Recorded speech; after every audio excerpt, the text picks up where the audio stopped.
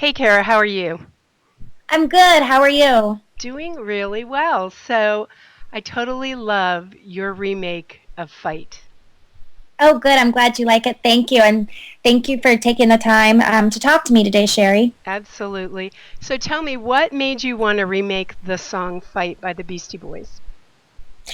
Well, I really wanted to do something where no matter what you're fighting for in your life, you can kind of relate to it. And the producers and we were just, brainstorming. And for me, the Beastie Boys have always been an influence. So we came up with this, and we got Rick Rubin's blessing and the Beastie Boys' blessing. So it worked out really well, and it's such an honor that Rick Rubin approved it.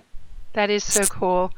So, when you first came across my desk, I took one look at you and I thought that it was going to be very sweet, very pop, very mellow. You totally took me by surprise. You are just like badass. Oh, thank you. That's a compliment for me to be badass. Thank you very much. Absolutely. So, one of the questions I have is I see Dennis Rodman in the video for Fight like Yes. three or four times. I, Yes. I have to tell you, I wondered if you guys were dating. No, he's a friend, and he still is a friend, but I don't really talk to him anymore since all that bad press came out. A lot of people don't realize it, but we filmed this, over a year ago. So we filmed this before all of that stuff happened with him traveling overseas and stuff, which, I don't, I don't condone that. So I've kind of stayed away from talking with him. But, at the time it was perfect, and I did really appreciate his support with the song. He is such a fun partier. He's known for partying and parties and just really going crazy. So, Fight for Your Right to Party, Dennis Rodman, they kind of go hand in hand. So cool. That is so cool. Yeah. So, I know that you grew up in Corpus Christi, Texas. Yes, I did. And that's a long way from Los Angeles and New York City. What was it like growing up there? Well, it's a military town. Both sides of my family are veterans, so very strong military influence of, growing up with manners and, having good values and stuff like that, and always growing up with team spirit because, strong football, strong cheerleading. So, always taking pride in your school and stuff like that. And Corpus Christi, it's also a surfer town, which is great. I'm right on the beach. It's actually the same beach as Padre Island, South Padre Island, but we have North Padre Island. So, a lot of beach days and a lot of spring breakers. Oh, that's cool. Do you surf? You know what? I don't, because I've always been afraid of sharks. Yeah.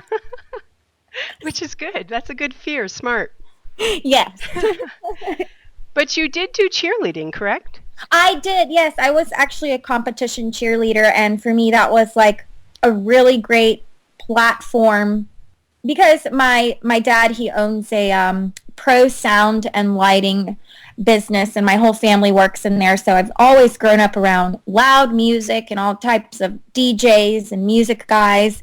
And so, being that my parents have to run that business, I wasn't able to move, to LA or New York to pursue my dreams as a child. So, along with playing instruments and stuff, one of the ways that I got my performance outlet was through competition cheerleading because, it's putting on a whole show, like a Broadway production almost without the acting part. Yeah, it really is. It's very Yeah. intense. Yes, it is. You play instruments. Yes. Which ones? In school, I was a flutist, and then I also play the piano.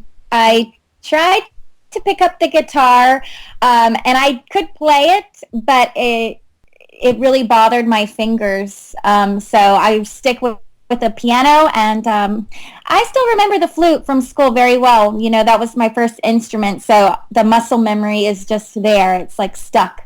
What was the thing that made you want to become a musician?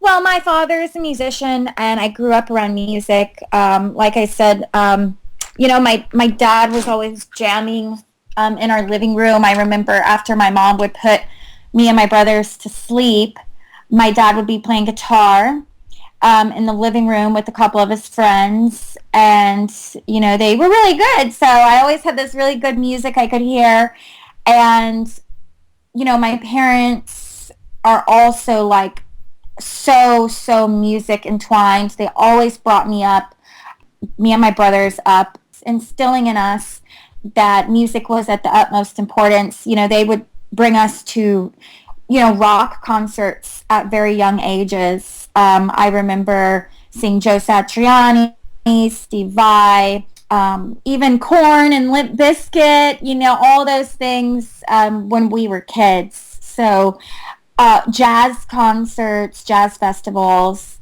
So we just were always brought up with music, and for me, it's just natural.